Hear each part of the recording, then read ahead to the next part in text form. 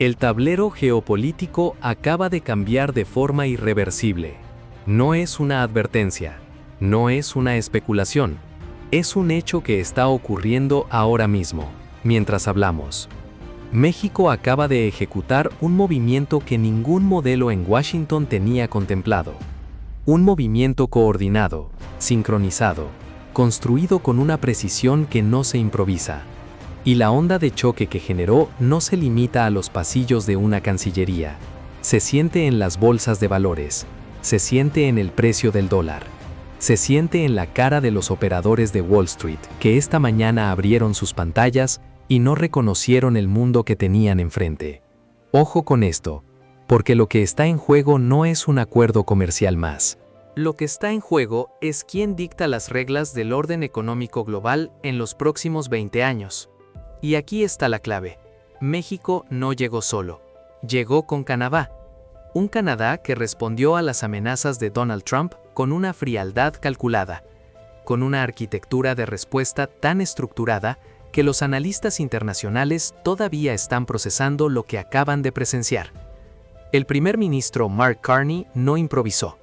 Cada palabra fue una pieza colocada con intención quirúrgica. Y el resultado dejó a la Casa Blanca sin argumentos públicos que sostener. La soledad de Washington nunca había sido tan palpable. Los que tenemos memoria sabemos muy bien que esto no es la primera vez que una potencia del norte intenta doblarle el brazo a México.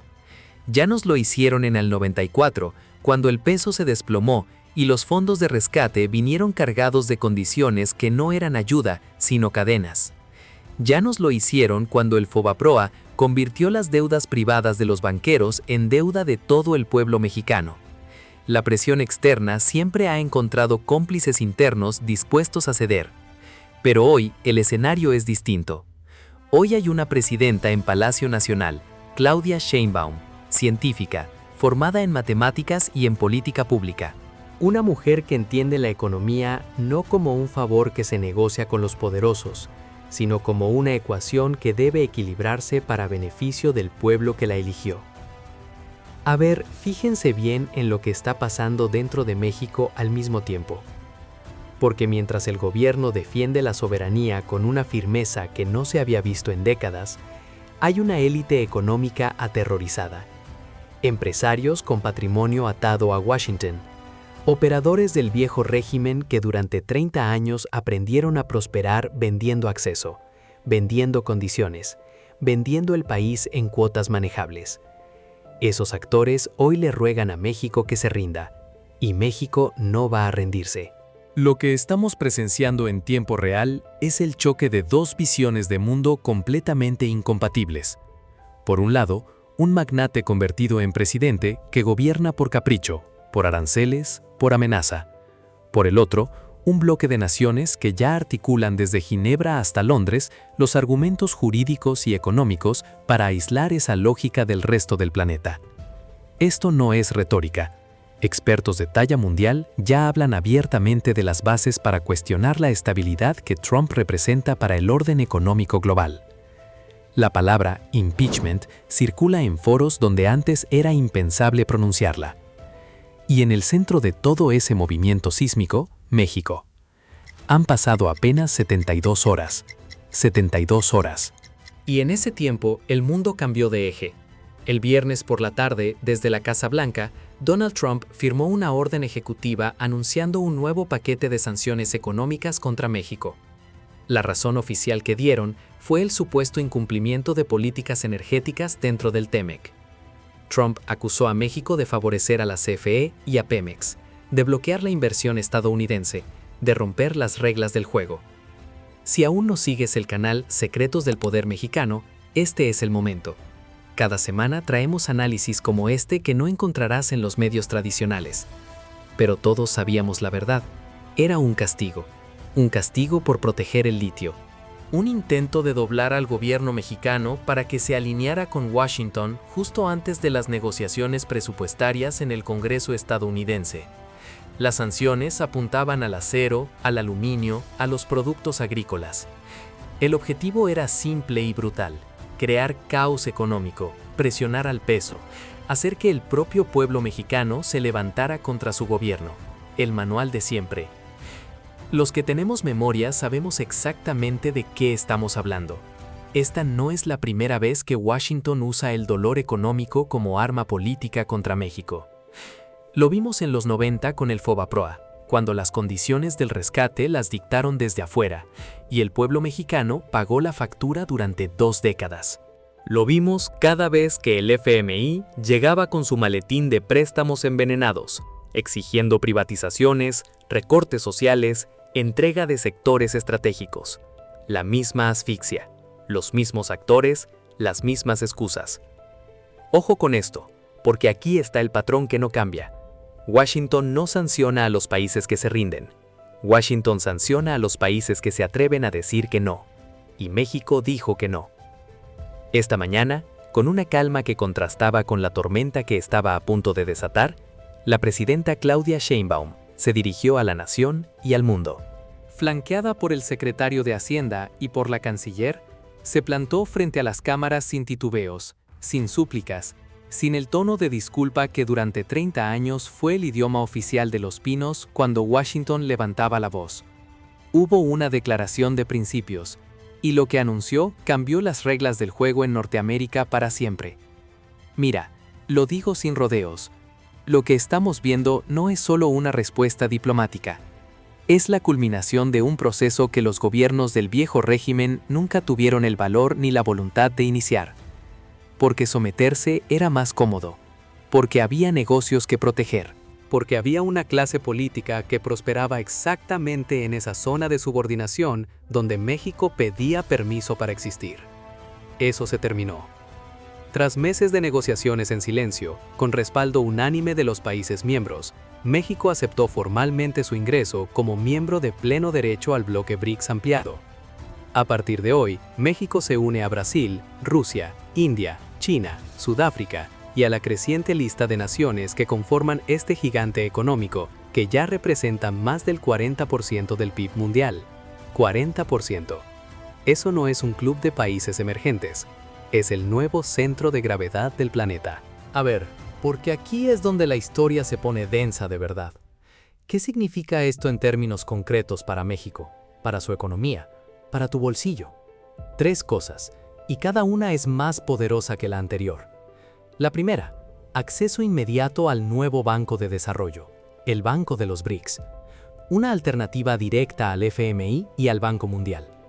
México podrá financiar infraestructura, energía y desarrollo social sin someterse a las condiciones políticas que Washington siempre empaqueta dentro de esos préstamos. Se acabaron los créditos condicionados a privatizaciones. Se acabaron los préstamos que llegaban con recortes al gasto social ya firmados de antemano. ¿Cuántas veces le vendieron al pueblo mexicano un rescate financiero que en realidad era una cadena con otro nombre? La segunda pieza de este tablero es la que más le duele a Wall Street, y con razón. Ojo con esto, porque aquí está el mecanismo que cambia las reglas del juego financiero de forma permanente. La integración de México al acuerdo de reservas de contingencia de los BRICS significa que el país entra a un fondo de emergencia de proporciones que muchos medios en este país ni siquiera se han molestado en explicarle a la gente. Estamos hablando de cientos de miles de millones de dólares, diseñados específicamente para blindar las monedas de los países miembros contra ataques especulativos. Los que tenemos memoria sabemos exactamente de qué se trata esto. Sabemos lo que pasó en 1994. Sabemos cómo los fondos buitre apostaron contra el peso y en cuestión de días destruyeron los ahorros de millones de familias mexicanas. Sabemos que el llamado error de diciembre no fue solo un error de cálculo. Fue la demostración brutal de lo que le ocurre a un país que no tiene con qué defenderse cuando los mercados deciden atacar. Pues bien, si eso volviera a intentarse hoy, la ecuación sería completamente distinta, porque ahora México no estaría solo frente a esos ataques.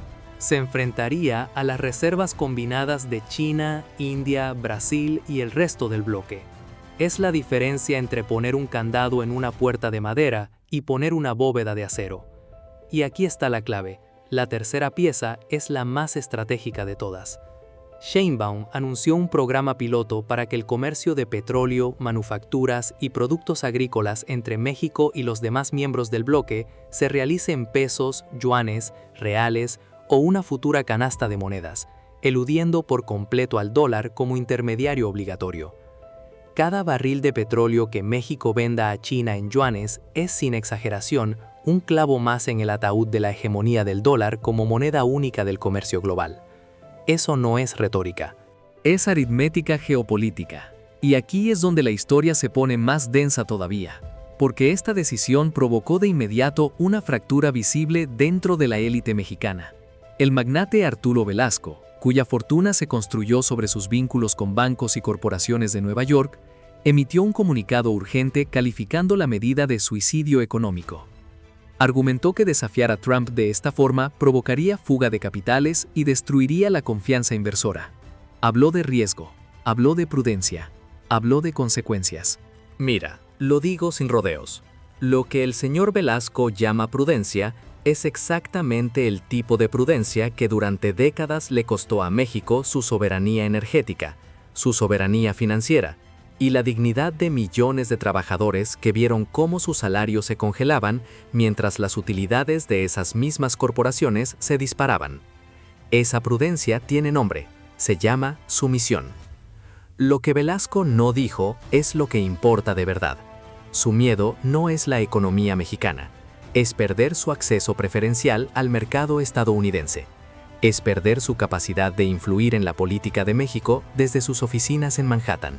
Es el choque entre dos Méxicos que llevan décadas disputándose el mismo territorio. El México que mira hacia adelante y diversifica sus alianzas, y el México de una élite que prefiere la comodidad de la subordinación a la incomodidad de la soberanía real. La economista Sofía Reyes de la UNAM lo resumió esta mañana con una claridad que no admite interpretación. Lo que el señor Velasco llama riesgo, el gobierno lo llama soberanía. Durante 50 años, algunos economistas hablan de hasta 60 años de dependencia estructural, la economía mexicana ha estado atada a los ciclos y a los caprichos políticos de un solo país. Hoy, México ha decidido tener opciones, y tener opciones es tener poder. Piénsalo un segundo. ¿Cuántos gobiernos anteriores tuvieron esta misma oportunidad y eligieron arrodillarse antes de siquiera intentarlo? Pero hay algo más. Porque mientras esto ocurría en la mesa de negociaciones económicas, otra pieza del tablero se movía en Ottawa. Y lo que sucedió ahí dejó a Washington sin respuesta posible. Trump no solo quería doblar a México, quería doblar a cualquier país que se atreviera a hacer negocios con México. A ver, llamemos esto por su nombre. Una extralimitación imperial sin precedente en la historia moderna del comercio internacional. Si una empresa canadiense vendía acero, trigo o tecnología a México en los sectores que Washington había decidido sancionar unilateralmente, esa empresa enfrentaría castigos impuestos desde la Casa Blanca, no desde Ottawa, no desde un tribunal internacional, desde Washington. Un gobierno extranjero dictando las reglas comerciales de empresas que operan bajo leyes canadienses, en suelo canadiense, con trabajadores canadienses. ¿Desde cuándo un país soberano acepta que otro le diga con quién puede y con quién no puede comerciar? Eso no es política comercial, es sometimiento disfrazado de presión. Los que tenemos memoria sabemos que este manual no es nuevo. Ya lo usaron contra Cuba durante décadas, lo usaron contra Irán, lo usaron contra Venezuela. La diferencia es que ahora lo apuntaban directamente al corazón del TMEC, el tratado que ellos mismos firmaron, el acuerdo que supuestamente garantizaba reglas claras para los 3 países del bloque. Trump esperaba que Canadá reaccionara como siempre ha reaccionado el socio dócil, con una nota diplomática tibia, una reunión de emergencia y al final, silencio cómplice.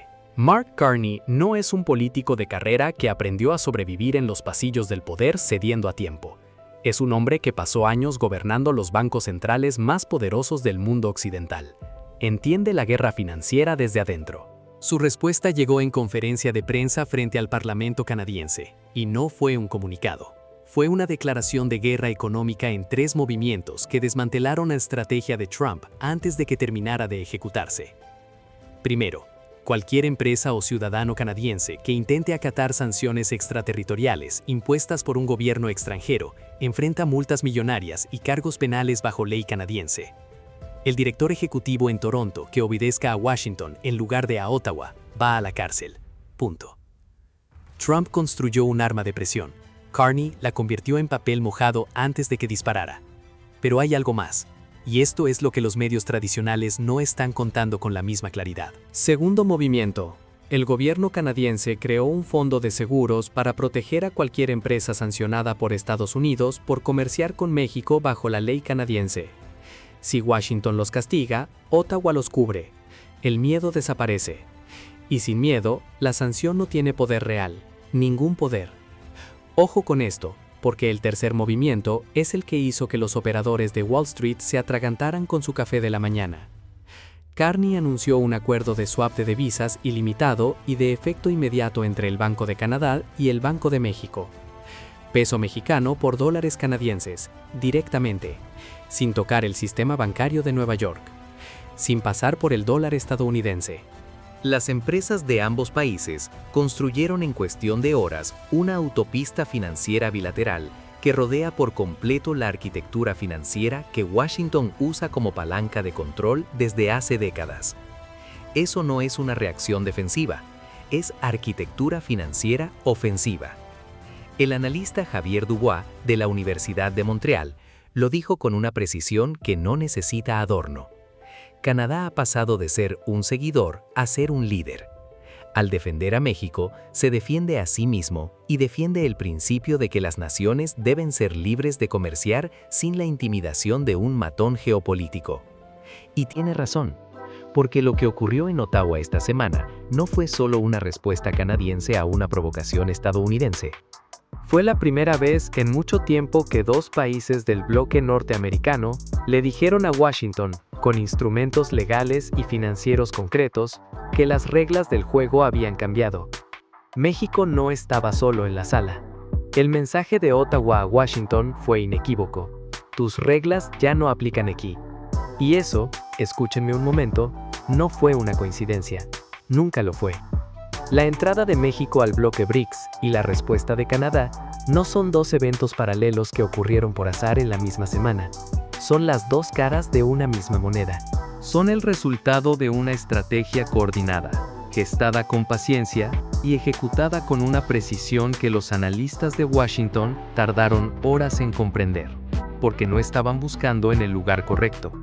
Estaban mirando a México solo, y México no estaba solo. Ojo con esto, porque aquí está la arquitectura completa. Si México se hubiera incorporado al bloque BRICS sin el respaldo regional de Canadá, Washington habría intentado aislarlo dentro de Norteamérica de inmediato. Un bloqueo de facto. Una jugada valiente, sí, pero expuesta en el flanco más cercano, el fronterizo, el comercial, el financiero del día a día. El peso habría absorbido una presión brutal en el corto plazo sin amortiguador regional. Y al revés funciona igual. Si Canadá hubiera desafiado a Trump sin que México tuviera ya una alternativa económica sólida respaldada por el peso combinado de China, India, Brasil y Rusia, el escudo canadiense habría sido un techo sin paredes, generoso, insuficiente. Lo que se ejecutó esta semana es otra cosa completamente distinta. Es ingeniería geopolítica de precisión.